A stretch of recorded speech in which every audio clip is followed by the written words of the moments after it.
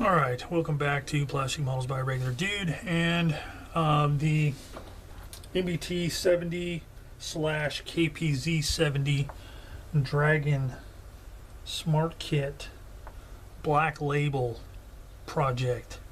That was a mouthful. Anyway, continuing on with the, in this case, due to the parts come in the box, the KPZ 70. Last video kind of introduced the kit and then started working on it and did steps 1 through 3.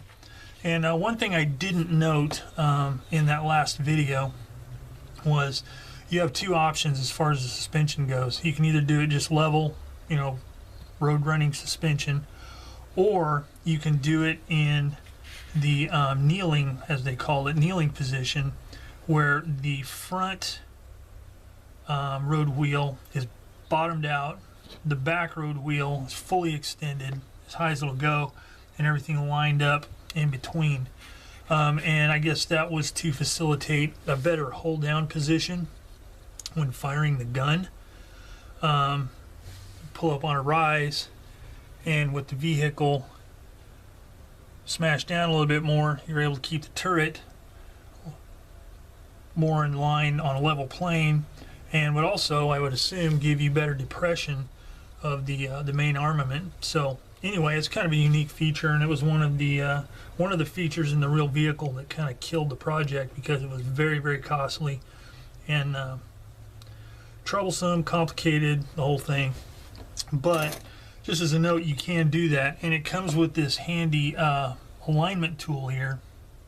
It's labeled A45 in the instructions.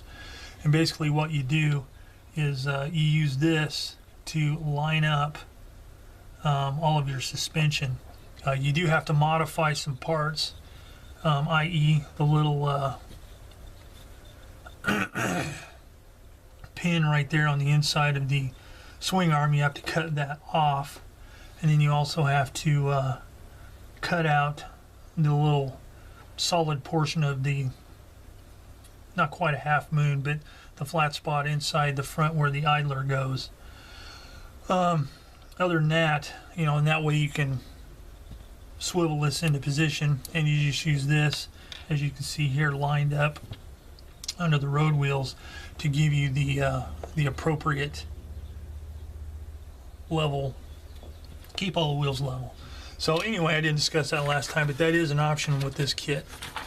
So what's next? Steps 4 through 9.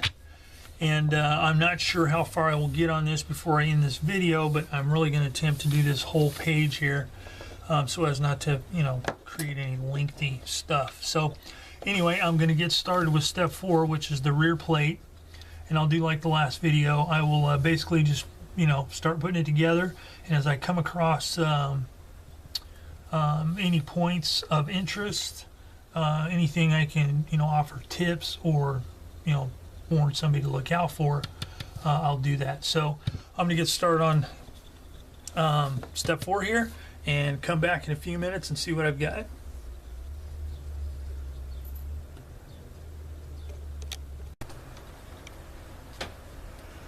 Alright, here's where I am. Currently I have all of step 4, 5, and 6 done, which is the rear plate and all of the associated parts, the upper hull and some of the associated parts there. That's all complete. I went on and did this here, which is like the some kind of, I don't know if searchlight or what, but it's a light. And in looking at photos of the actual vehicle, can't really tell in this one because that's blocking it, but you can see better here that there's stuff inside of that light. So what I did is I checked online and found a decent walk around of this vehicle to get a little bit better idea of what's inside. So what I did is first I got a couple of spare parts, and let me just zoom it in a little bit. Yeah. Okay, what I did is as you can see here, there's something inside. So what I did is I got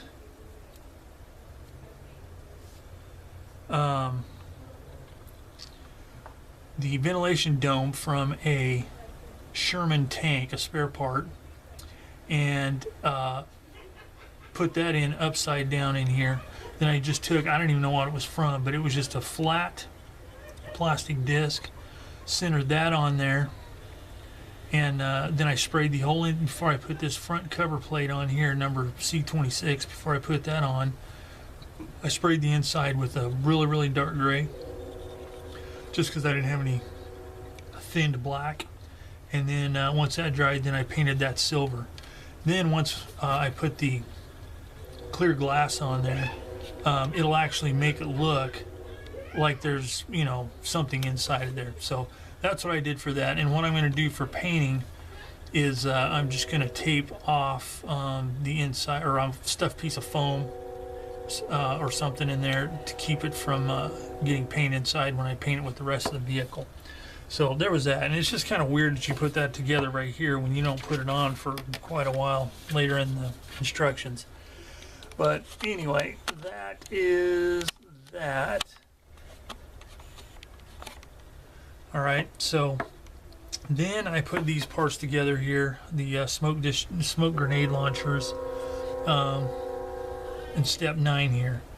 And man, that's some fiddly business, but a little bit of patience. And if you do a section at a time, before you glue them onto these, you'll be fine. I glued this together. I did not put the clear glass in there because I wanted this flap closed. So that is all done. So the part I'm doing right now is I'm gluing the, I've already glued the rear plate on, and I've started gluing the upper plate. And this is what I did. I glued the whole back plate into position, made sure it was lined up properly, let it dry good. Then I lined up the rear of the tank, or upper hull, onto the this portion, or the tail plate, and I cemented that, set it aside. So in the front, so I don't have to worry about aligning a whole bunch of junk at once, I like to do this stuff in segments. So what I did is I squished it all together, made sure everything fit snugly like it should. And what I did is first, this seam right here, I cemented that and held it together, let it dry really well. Then I'm going to do this seam as well, because as you can see there's a bit of a gap, but if I squish it together and hold it, put my cement on there and let it cure up really well, okay, I'll be in good shape. Now I've got a little bit of a gap right there. All I have to do, put a little bit of cement, squeeze it together, allow it to cure, and the front and rear will be perfect. Then all I have to do is put a little bit of cement on the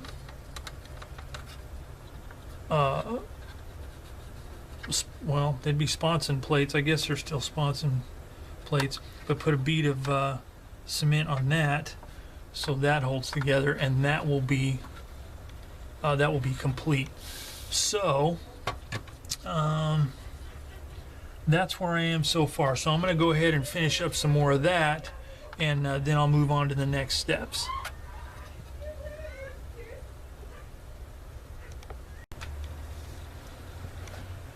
Alright, so I'm letting the seam seal up here on the front of the hull.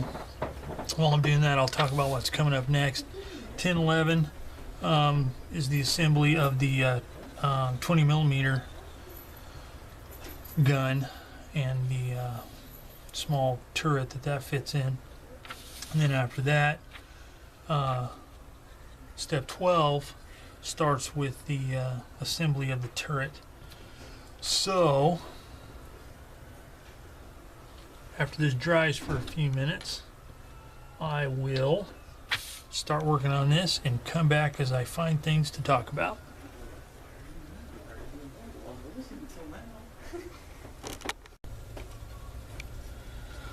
Alright, things are moving along nicely, but wanted to give a quick update on where I am on steps 10 through 13. All this is done, no real notes there other than, you know, some of the pieces are, for lack of a better phrase, fiddly. You know, they can be kind of tricky to get together without concentrating and having good manual dexterity. But it all goes together fine. Nothing weird. There was a couple of sink marks, or not sink marks, but ejector pin marks behind these parts here that are exposed up near the top. But they were easy to clean up. Now, in working on the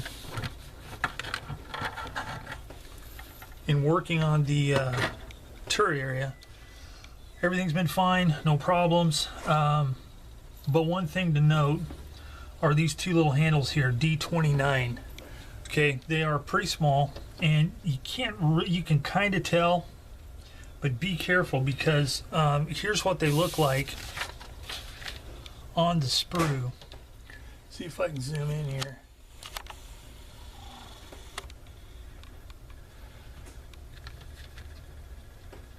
Okay, as you can see right here, there's like an extending piece out. Now, it'd be easy if a person were not really paying attention to, like any other grab handle or whatever, to cut it right there, there, and there.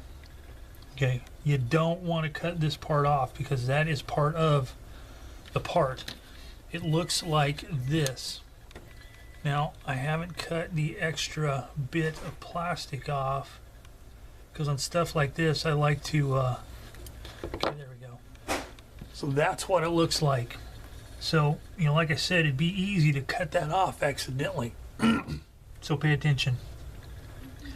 And as a kind of an aside, this is another one of those cases where a really fine sprue cutter is nice because, you know, when cutting this part here, if you were using something a little larger and more cumbersome like this with a thicker, less tapered blade, you could, especially if it's a brittle plastic. Now, Dragon plastic seems to be pretty flexible, but if it was a little bit more brittle, you risk when cutting through right here, you could stress this and break this plastic right here. Then you'd have to repair it or whatever. But with cutters like this, with a really thin, fine cutting blade, you can cut it, and it's more of a cut than a mashing it apart. So I know I've mentioned it before, and I'm just mentioning it again. This is a practical application of my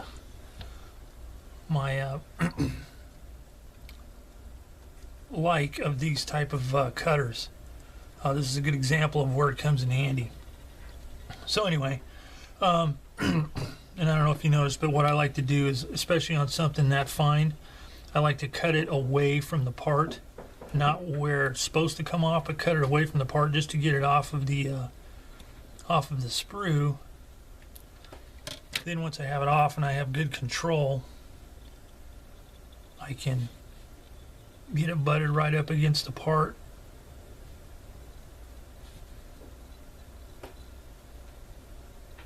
Thusly, and cut it nice and give it a good, nice, clean cut. That way I don't have to worry about trying to sand that little tiny part. So anyway, that was just a quick note I thought I'd bring up while working on this. So I'm going to continue on working on the turret, and as I come across more stuff to note, I will bring it up. Alright, so I have done steps 10 through 13. The only exceptions being is the hatch and ring for the main gun. I am leaving that off of the vehicle because I'm going to be painting the inside and the outside of it. And I want to do the inside first to do an interior color. And so I don't want to have this actually on the vehicle when I do it. Same with the gun. I'm going to be painting that separately. That way I can make sure I get it all covered nicely. And probably in monkeying around a little bit, you know, you can turn it, but it seems to pop out. So once I figure out where I want to have it exactly, probably just have it level. I'm going to glue the trunnions there, the pivot points for the gun. I think I'm just going to glue that into position because I don't want to have to worry about it popping out or anything like that. So that's that. And then I've got all of the detail parts from step 12 and step 13 in place. So all that's ready to go. So the next part is steps 14 through 17, which pretty much ends assembly. So I'm going to go ahead and work on 14, 15, and 16 here. And if I come across anything unusual or anything that, you know, a person should take note of, I will let you know about that. But otherwise, everything has been going together nicely so far. No fit issues, nothing. So anyway, I'll continue on, come back in a few minutes.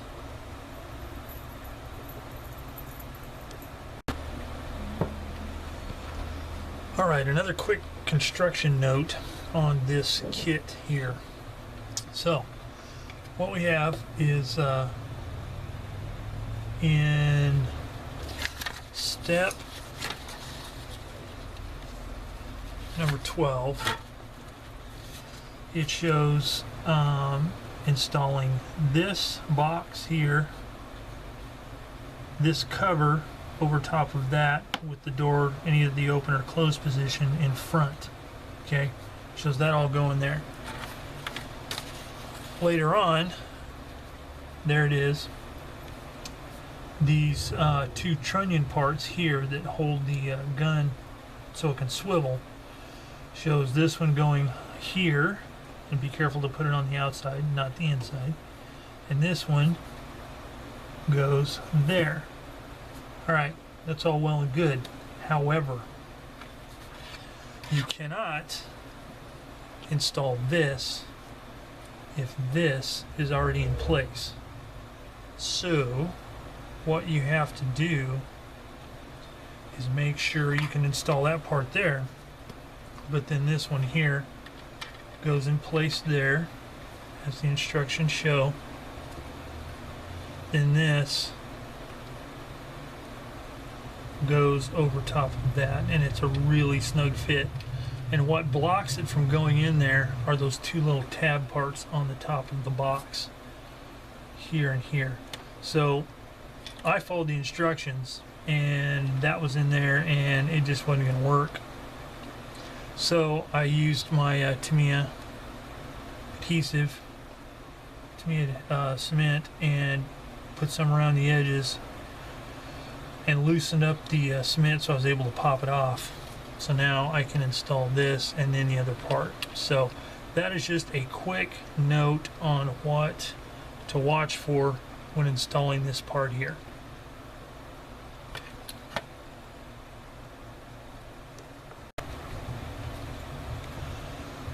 Alright, well, here's where it sits. I have completed all the way up to 16. The only thing in 17 that hasn't been done is the tracks and the travel lock for the main gun. So essentially the construction of this kit is done. So the next thing I need to do is I need to get everything prepped, taped up on sticks, whatever, for to prime it. So priming's next. So here is what it looks like currently. Again, it all fit together really nicely. But they have like no problems too much, except for the ones I noted. Not really problems, just things to look out for. So